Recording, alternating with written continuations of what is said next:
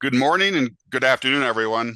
I'd like to welcome you to the Nitrix UPC Marathon webinar, QMULUS AI for Surface Treatment, Transition from PROTHERM 9800 to QMULUS.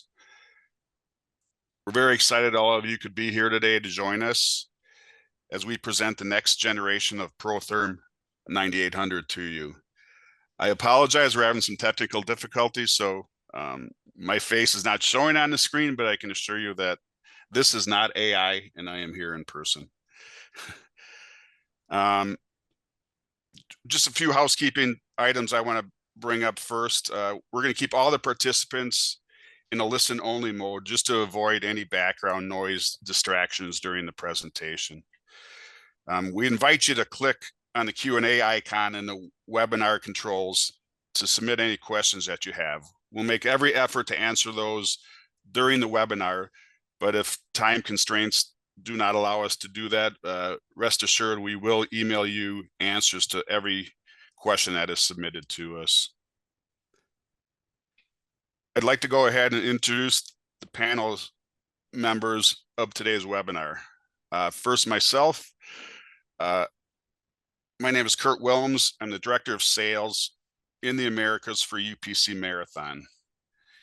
It is my team's responsibility to handle all the sales activities in the Americas for QMULUS. So I expect to be working closely with many of you as we transition over to QMULUS. I joined UPC 2 years ago, but have over 35 years in the heat treat industry. It's been a long and winding road since my first heat treat job in 1985, developing a pizza oven that could cook a large deep pan pizza for Pizza Hut in 4 minutes. Still one of my favorite heat treat processes. Next is Daniel Gonczarek. He's the technical sales manager in Europe, and he'll be working closely with everyone there, handling all the sales activities for QMULUS in Europe. Michael Winter is the Vice President of Engineering and R&D for Nitrix. I know that Michael's a very familiar face to our guests joining us from Europe today. His diverse background has certainly helped to spearhead the move by Nitrix into our smart product platform. Frank Petrakupa is our lead R&D engineer for Nitrix. I'm quite sure that, like Michael in Europe, most people in North America know Frank. He's a very familiar face to most of us. Frank has over 30 years experience in the heat treat industry. His extensive experience and hands-on approach has proven invaluable as we advance our IIoT integrated products. Mike Lepke is head of software and digitalization for Nitrix. Mike and his team have been working tirelessly for tens of thousands of hours over the last few years to develop QMULUS. Mike's areas of expertise include AI and process prediction, which has been invaluable to Nitrix as we develop the QMULUS product. So I hope that you enjoy the presentation. Oh, I'm sorry, let me just go through, apologize for that. Go through what we'll be talking about today. The first item we'll be covering is the PROTHERM 9800 end of life and what that means to all of you. We'll discuss the timeline of what that end of life means and what the timing will be for that. We'll review the QMULUS facts. What is QMULUS and how is it going to help you in your processes today and tomorrow? We'll give the QMULUS overview. A very important point, we'll talk about the data security, how we will protect that data as well as protect your assets. Then we'll get to another important topic, obviously how QMULUS will be integrated and what those costs will be for you. We'll do a live impressions of QMULUS so you can see QMULUS fully in action. And then finally, we'll go through the Q&A. So I hope that you enjoy the presentation. Once again, feel free to submit your questions via the Q&A icon, and we'll do our best to answer them. So without further ado, I'd like to turn the floor over to Frank Petrakupa and the rest of the team. Thank you. Thank you very much, Kurt. I will take over here. I'm sorry, Mike, you're first. Good luck. No problem, no problem. I'm just presenting the questions and the specialists will answer. So first topic of today, PROTHERM 98, 9000, end of life. Why is PROTHERM 98 and 9000 actually discontinued? Carmichael, it's you. Okay. First of all, yeah, hello from my side. Good morning, good afternoon. The question is, why is it an end of life? You have to imagine we started actually developing the 9800 prior to the 2000, okay? And we had the first systems out there on the market in 2000. That's where we started delivering this thing. And obviously, when we were developing this thing, we used programming languages, operating systems, you name it, everything basically, which was back then up to date. But nowadays, obviously, it's kind of outdated. And one of the biggest issues here is actually that with this, let's say, tech stack, we are not able to comply to the cybersecurity or other regulations, basically, that are coming up lately and get more and more important. And last but not least, of course, the design is kind of, it looks a little bit old-fashioned, put it like this. And just to have a comparison, I put a Mercedes-Benz E-Class here from 2000, so basically when we started selling, and I put one from 25. Actually, it's a electrical vehicle, but nevertheless, you see there's a difference. And if you look inside, it's even more, that you see that the old thing is outdated. And even as we have been able to somehow, let's say, keep up, to keep it alive. And the point is simply that we are no longer able really to fulfill everything which is required. Yeah, and that's why we have to change. Okay. So now let's talk about the timeline. When are the actual dates of end of life, and what is the impact on the support? Yeah. In the moment, obviously now we stopped selling the 9800. I'm mainly talking about basically what you see, which is the graphical user interface, which is based on Java. And we stopped selling new systems and updates for the 9800 here. And in January, we will as well fade out actually the extensions or updates for the existing Java application. So in July, we will be basically as well limited the technical support. I just would like to assure you, of course, the core of the QMULUS is still basically the 9800, and we are constantly updating and in basically enhancing this thing. So this is, I wouldn't say untouched, but it keeps there. And of course, we're gonna respect our ongoing maintenance contracts. And nevertheless, we're gonna support you, and we're gonna support you, of course, in terms of switching to the new product. Mm-hmm. So some QMULUS facts. Michael will tell us a bit more about the idea. What is QMULUS? Is it a brand new product? What was the vision behind it? Okay, as I mentioned, the development started now. Basically, I didn't mention this because, okay, the developments of QMULUS started already in 2020. So it's not new, okay? And we did our first beta test installations at customers, let's say customers which are not our customers, already in 22. Obviously, we tested this in our own facilities even before. It's obviously everything, which you are used to is a 9800, which is available in the 9800, is obviously as well inside the QMULUS now. So we put all 40 years of our experience basically into the system. And of course, we were taking care of what we learned from our customers over the years. And in terms of the context, it was really important for us that we wanted to go away from the, let's say, dedicated Java application. Now it's a native web application. Yeah, we have a lean and user-friendly UI. We are still fully backward compatible, okay? And we wanted to create basically a scalable and future-proof solution.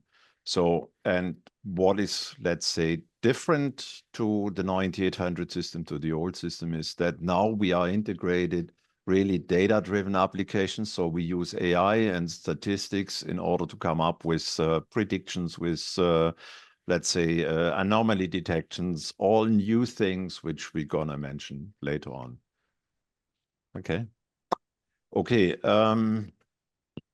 The system is still universal, let's say, in contrast to systems you might be used from competitors of Nitrex, such as let's say Ipsen or Eichelin. You know, we are not only integrating our own stuff, we can actually connect every type of equipment and every brand of equipment.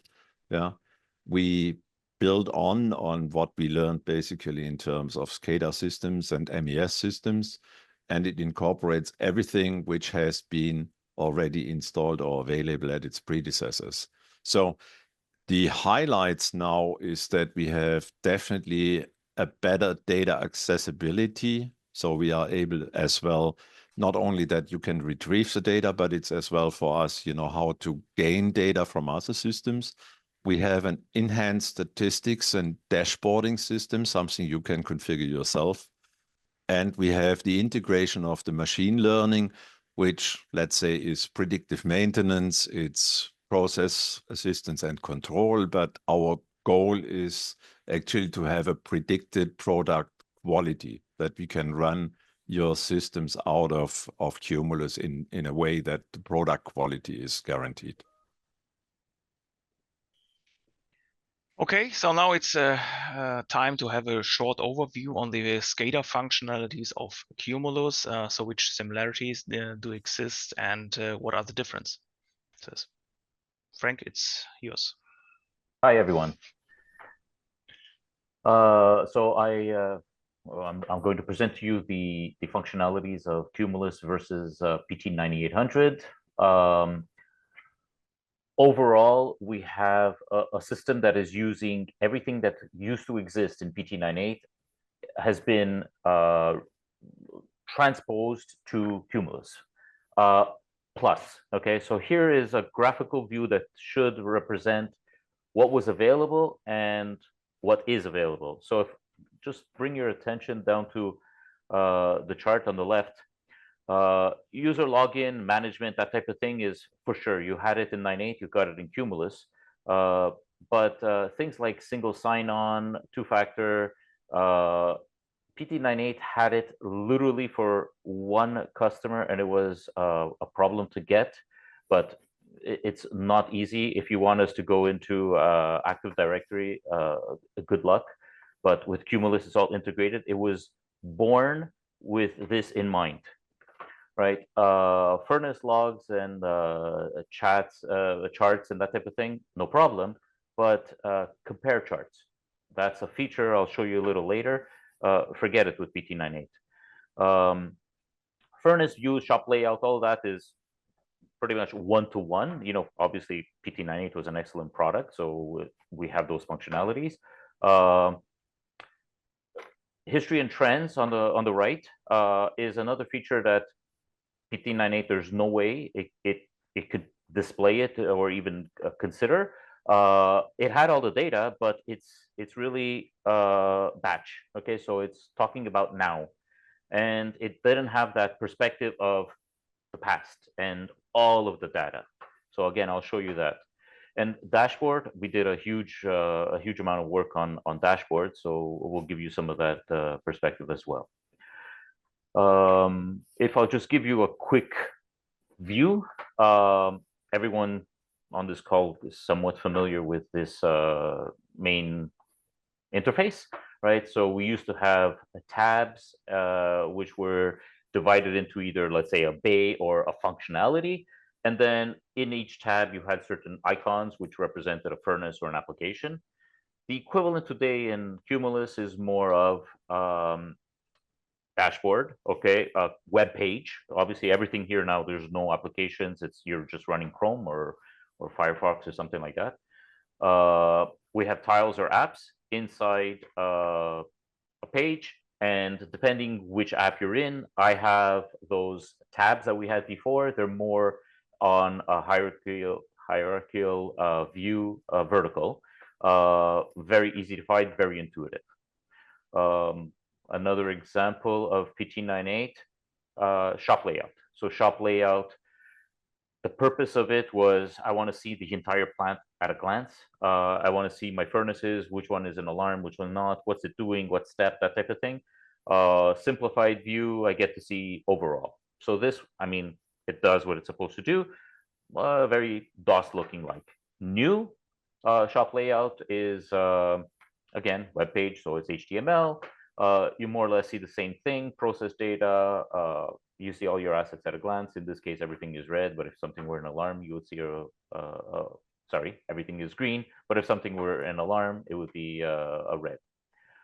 Another view of PT98, it was the actual furnace, right? So I like to see the furnace, and that's a very typical UPC look. I got my furnace, I could see my recipe, my history, and alarms, you know, I have those tabs above. Beautiful view for back in the day. The equivalent today is exactly the same data, poof, into web page again. And I have the same tabs, I have the same process data, I have whatever remote functionality. So if back in the day I was able to pause or start something or stop something, I can do it today too. But it's now over HTML. Another view of PT98 charts. Okay, so the chart recorder was very whatever, functional but basic. Everything you need from checking pens to timestamp was available back then, and of course is available right now in HTML. Again, you're just in a different web page, and you can pick your pens on the left. They're grouped by function. Very intuitive. If something has flow rates, you'll see a tab flow. If it's just a temper with no flows, you will not see the tab flow. Very dynamic. I see all my pens. I see all the exact data. I see the timestamp. So different view, modern looking. Next. Yeah, next topic will be already data security. So Frank, thank you very much for this short presentation. We are looking forward for your live walkthrough, which is up to come soon. So now data security. How is QMULUS ensuring data security? This is a question which was one of the main reasons why we changed from PT98 to QMULUS. And why does the QMULUS integration and QMULUS implementation differ from PT98? All right, so data security is becoming more and more and more important. PT98 had some. I'm not going to say none. Of course, it had some. Okay, we were compliant back then, but with more and more demands from ISO 27001, CMMC certification being required by our customers, like the customers from the Nitrix point of view who want to buy QMULUS, and the customers that are heat treater, right, to service. So now if I have military trying to get heat treating services done in one of our plants, they are requiring CMMC compliance. So now all of a sudden that responsibility comes up to me, the manufacturer of the software, and I'm forced to provide this, or I'm forced. We're all encouraged to go towards this, right? ITAR compliance, it's becoming more and more. What's nice, what I need to say about this is we have a team, a QMULUS team that is developers that are really experienced, big data. They've worked in fields that are similar to QMULUS, in not heat treat, but things are evolving fast. So I want to emphasize that although we're not, our strength is not ITAR, our strength is not CMMC, we are working with AWS, we are working with Microsoft Gold partners that are guiding us in this path. So because we started with this development on hand, our core development started with this in the right step. And again, with expert help, right? Looking at PT98, we're now trying to update certain drivers. So, I mean, some part of PT98 will exist even in QMULUS. So PT98 drivers that speaks to, let's say, Modbus or speaks to RFC 1006. These drivers still are used today, but those are being updated to comply with latest industry standards. All data transmission, that's extremely important, from the controller to a local database, from the local database to the cloud database. Everything is encrypted all the time. All passwords are encrypted, and we're basically like latest standards, like banking type of thing. Extremely important because QMULUS is primarily SaaS software. You're always getting the latest patch. So latest security updates, which are constant, are being deployed, implemented, and deployed to our customers, which is something we cannot do with PT98. Okay, thank you very much, Frank. So let's talk a bit about integration and costs. So what are the steps required to get QMULUS deployed? What if I have already PROTHERM 9.8, which are most of you, and what is the difference? We have obviously two different types of installations here. We're going to have people that don't have a PT98 right now. And there's some of you on that today. So we're going to go through and do the assessment of the equipment and the controls that want to be integrated into QMULUS. The team then will deploy QMULUS on-premise first, and then we'll configure and connect all the services and hardware. So that's a little more in-depth installation that'll occur than with the existing PT9800 customers. So we'll take, with those customers, we'll take those existing databases, we'll update them and transform them and move them into QMULUS. Frank and Mike and his team will take care of all the database software and things that need to happen there. And then depending upon whether this is on-prem or a cloud version, all the services, drivers, and whatnot will be updated accordingly. Regardless of who you are, whether it's a new or existing installation, we will create that cloud environment. We'll have the deployment of the QMULUS components on cloud, in cloud, or on cloud and in on-prem infrastructure. We'll get the system started up with the data communication and data replication. And then some of the, which is Frank's more familiar with some of these things, with the optional QMULUS connections and admin user creation. Very good, thank you. So next thing is how would such a infrastructure look like? What do you receive in the end? Yeah, on the one hand, you have your assets, you have your existing controllers, you have a data connection to a local data storage already. Databases, you have a PT98 database, and what we put on top of this is a QMULUS communication service, which is directly communicating to the on-premise QMULUS infrastructure environment or your cloud QMULUS infrastructure. So that is mainly what is happening here.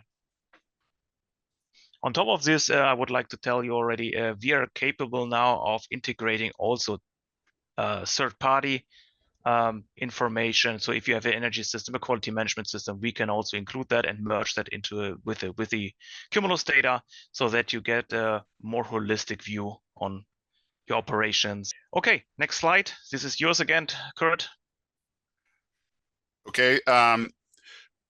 What we wanted to do here was just put together a typical example of what we'll go through when we decide, what do we need to look at? What do you as users want to see? What we call modules do you want to use? And we're not going to go through all those details today, but what I wanted to do is at least have an example for you. The essential in analytics and operations and performance, that's the core, that's the base of what most people have been using, and most of you guys are and ladies are familiar with using.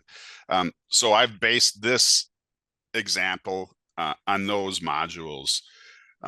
What I did was I selected the pricing happens based on number of assets and also types of assets. So in this case, I took a typical example of someone that might have 4 carburizers, 1 nitriter, 4 temper furnaces, and 1 washer. So we're talking about 10 assets here. And with those modules, the price is approximately $1,500 per month for the cloud version. For the one-off version, you're looking at approximately $50,000 to incorporate this into an on-prem version. Keep in mind too that if you have assets of 5 or less, we have some other options available. That's more of a light version of QMULUS that we'll be talking with everyone about if that's applicable to them. And certainly, you know, we're bringing this to market now, so we're always willing to talk discounts as well. So don't be afraid when we're coming and presenting this to you that we can talk about different options available and see that what we can do to make sure you get QMULUS successfully installed in your facility. Good. So next point will be live impressions. Frank will give us a short tour through QMULUS. The time is flying in this webinar, so he will rush a bit through the different application, and yeah, but give you some first impressions. That's that. Okay, I'm not muted. Okay, great. So I will stop your sharing and start sharing my here. This should be share. Done. Yes, I don't know if you guys see this overlay. I'm gonna move this over. Okay, so once you have your QMULUS set up, you have a web page. Okay, so this I'm showing to you obviously on my laptop with Chrome web browser. This could be Firefox, it could be whatever. This could be a laptop, technically could be a phone, but it's not the most ideal, but it has a URL like any other. This happens to be a dev. So we're in a dev development environment, which is like our playground, okay? From this URL, I log into QMULUS, my username, password, and this would be my homepage, okay? In my case, I have like all of my icons. Depending on your user, you have more or less tiles, and I get to pick my application according to whatever. Overview. I said it before. Yeah, you have different users have different tiles displayed or not. Let's start with a live app. Okay, so I have to pick and choose because I'm in a hurry and I'm reading my messages here. I'm in a hurry, so let's go live app. If I get to see my hierarchy of all the systems I have access to. If I go into whatever, Michigan, I have a couple of furnaces running right now. Some of them are idle, 10:30 in the morning. They probably just unloaded. Clicking on a furnace gets to my the detail view of that furnace. We chose on graphical as opposed to charts, as opposed to the GUI, let's call it. From here, I get to see my temperature, my whatever sensors I chose. This is my, Frank's default. I can pick other sensors as needed. At this particular moment, I know that I'm running, in this case, load 2706. I can automatically jump to this production log from here, right? Of course, I have my recipe and all that information, but I can jump to it. And this is now the typical production log. And again, you have your load information, the sensors, which I could pick more, hide some, whatever, real values, alarms, steps of recipe, and any observations, which is the AI part of this. We won't get into it. Virtual signals, won't go into it, but fundamentally, I have 3 thermocouples. Example, I have 3 thermocouples. I could create a virtual signal called hottest TC. I create another virtual signal called coldest TC, and now I got pens called hottest, called coldest, called average, whatever. Okay, so that I can play with all that. Previous production log, obviously next there isn't because it's the one that's running right now. So let's just jump to production logs, fast, 1032. Again, I have my hierarchy. I can filter and go to, let's say, Chicago, and poof, if I click on Chicago, I get all the furnaces in Chicago, just like it could Montreal, like it could anywhere else. If I go to, I want to see my S2 furnaces, except these are all my S2 furnaces this current week. If I go in the last 7 days, whatever, I want to choose here, just randomly, I'm choosing, well, not exactly randomly, I'm choosing the same recipe here, 3 of them, compare. So of course I could go 1 and do production log, but here I could get 3 and furnace temperature, set point, ratio. I want to see my power because I like power. Furnace percent. So this is the heating of, in this case, S2, the temperature of S2, and how the loads reacted in 3 different loads, right? So if I'm analyzing this, I had a problem on one particular load and I open up 3, 4, 5 jobs and I superimpose them. This is definitely going to tell me what's the difference between my metallurgical problem, because I'm going to see a difference in my temperature, in my carbon or whatever, right? Carbon set point, carbon reading, and poof, I'm just superimposing. This is golden. Asset management. We take it for granted. It's a place where technical information is gathered on one asset, okay? So I could create a, not create, but assign a pen, give it a meaning, okay? So I change the color of that heat to be, my main temperature to be whatever, but it's more than that, okay? So if I go to, again, a piece of equipment, I'll choose M1. Things like serial number, model number, what it is, okay? It's nice information, but certificates, okay? These are class, instrumentation type, flows, capabilities, certifications. Honestly, QMULUS today is not using it yet, but we're going to the plan where if I have to run a job that has needs Boeing certification and this furnace, this asset does not have it, then don't run. So we'll prevent mistakes like that happening, okay? Minimum temperature, maximum temperature. If my job is at a much higher temperature, I'm not TUS certified, then I shouldn't run. So at least pop up, let the information, let the operator know. Another important one, we take it for granted, but I mean, if you're on the shop floor and there's a problem and it just happened, you walk over, you're with your coffee because you were going to a meeting, they call you over because the furnace is not doing something, you go over and like, oh, great. And is the signal on? Is the contactor on? I don't know which one is it because I don't know my drawings by heart. So I need my electrical drawing. So I need to go into engineering, find the drawings, come back, okay? Now, remember this here, all of QMULUS is a web page. So this particular page where I have these electrical schematics that I could download right here is a web page. Well, this web page can easily be made into a QR code, and this QR code is pasted, is taped onto every control panel.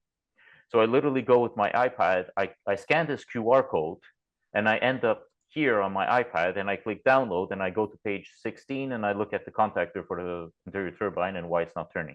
Okay, like that type of thing. So it's beautiful. Manuals, instructions, certificate, TUS reports, all that could be added in. I know, Frank, it's a lot. Maybe give us some short impression on statistics and dashboards, since we did not see it, and we then have to jump over to the Q&A, I think. Okay, sorry. So performance. Let's go home again. App overview, performance, dashboard. all of Michigan as a whole. So remember before there was in each asset there was a target productivity. So I mean, if you're running 24/7, 3 shifts, that's one thing, and your productivity should be 100%. We're definitely not, but anyway, this is all dev. So this piece of equipment has here, let me choose this one that has colors. So I have actual production times of 32%, plant downtime of 24%, and target productivity of 80%. I got it broken up by weeks. I got it broken up by equipment, and I see a polar. And of course, I got my data in tabular format if I need to export it and do any further analysis. Okay, I'll try to hurry up. Asset history and trends. So now QMULUS thinks all the time. Okay, so this is a beautiful example that everyone can appreciate.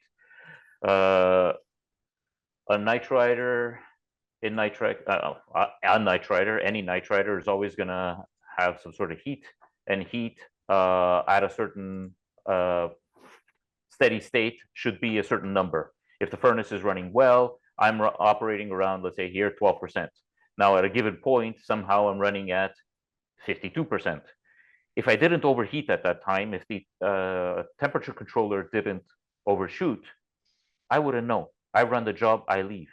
And as you can see, maybe I had a fuse burnt and I don't have a sensor on that fuse sensor. And there you go, there was no alarm. So things like that, QMULUS is great. It's always looking at the past. Now, these are some sensor dashboards that come pre-built. The last thing I want to mention, 10:38 a.m., so we've got to hurry up. Grafana is a tool that is a tool used to create your own dashboards. Okay, so if anyone is familiar with Power BI, this is more of you create your dashboard according to data. So QMULUS has data, pick this, pick that, divide by this, average, and poof. So if I were to look at, again, the same nitrix furnace, R4, and not last 90 days, but last, whatever, 5 years or whatever, what is this? I don't see my last 5 years. Then I'm basically analyzing the exact same data that I showed before. Okay, I stopped sharing. Do we go? Thanks, Frank. Yeah, no, it was a rush and it was a lot of information. If you would need to or would like to learn more about that, feel free to contact us and register for a live session with us. We'll gladly guide you through everything and show it in details. Okay, so I will take over again. Just a second.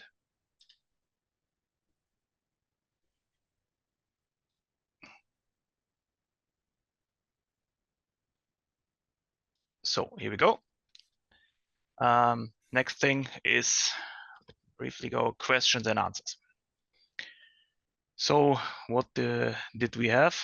Who is maintaining that list of questions for us?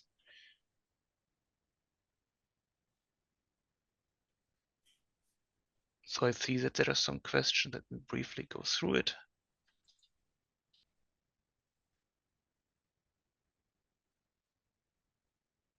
Where's my chat gone? Okay, so let's start. First questions we received. Is it possible to receive a message when a job is finished, like an alarm on a cell phone, for example? Yeah, I didn't. Oh, am I answering? Yeah, I guess. Yeah, sure. Okay, I didn't mention that, but yes, QMULUS has email and notification capabilities. So yes, I could set that up. Yeah, and I think it was a pre-built or it was already available as a PT98 functionality. We already mentioned that. I think. Yeah, I think all functionalities that PT98 had exist or have been migrated to QMULUS. That was obviously our benchmark, right? Yep. Another question. Can I use my current and old controllers, or do I also need new controllers? Will my existing 9800 hardware need to be upgraded? Okay. Existing controllers are okay, I'm starting with you have PT98, you have your controllers, and you're operating today. So therefore, the communication between the controller and your local database is established. So implementing QMULUS in this case is done. I don't touch. I mean, maybe I could upgrade controllers, not controllers, but communication to be encoded or encrypted, sorry. But otherwise, that stays the same.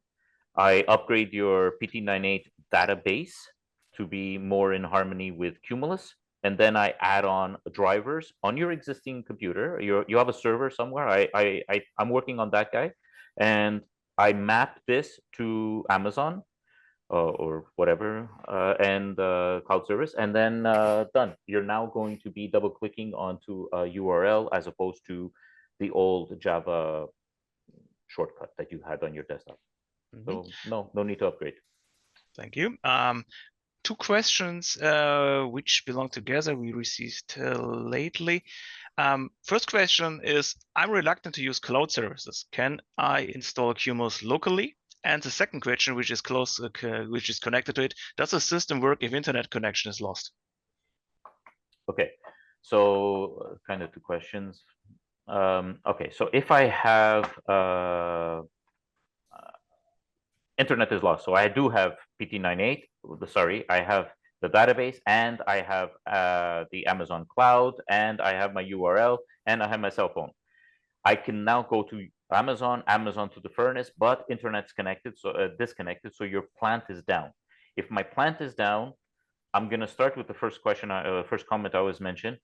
If you take a part out of your furnace and you don't have any internet, can you ship the part? That's the first thing. So, I mean, we got a big problem already, right? But we've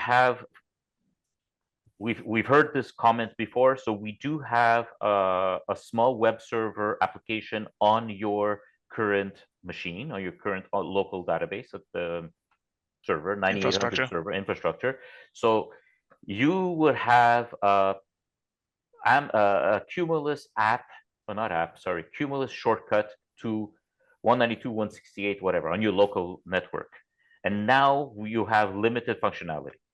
Okay, so that's limited functionality exists. I cannot check to see the heat loss on R4 5 years ago. No, but yes, I do have limited functionality if I lose internet. So that was one question. What was the other question? Oh, I don't want to go. I don't want. Exactly. Yeah. All right. So yes, we also understand that some customers are either reluctant to give control, or because they are military or they are aerospace and deal with military. This is the same comment that is applicable to ERP and all the other systems. So they have their own GovCloud. So a huge corporation, without mentioning names, will have their own GovCloud. Their IT will work with our IT. They will replicate. They're basically hosting it in-house, all of QMULUS.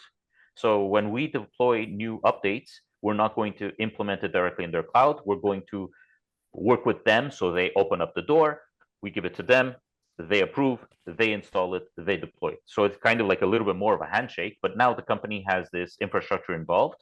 Or if you're really small, whatever, we still are going to mimic the infrastructure in your server room. Yes, it's possible.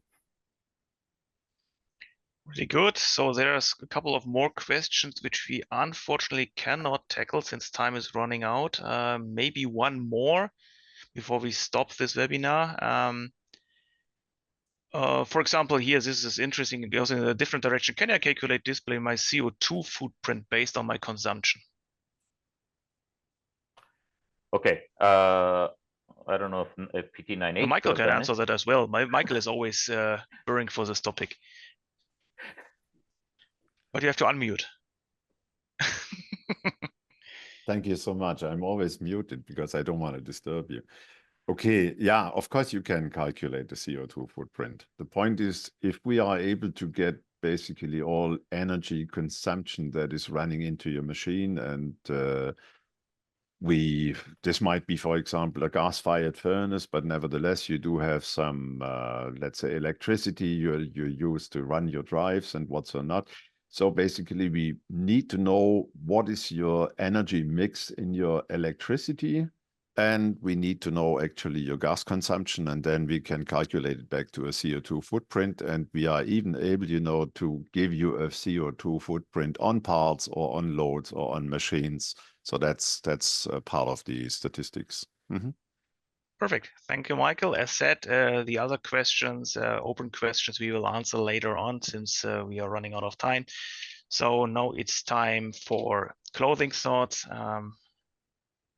Michael again, maybe. Yeah, of course. Thank you very much that you attended our webinar. We are looking forward to meet you again when we go into the next section or in the next webinar when we talk about a few other things.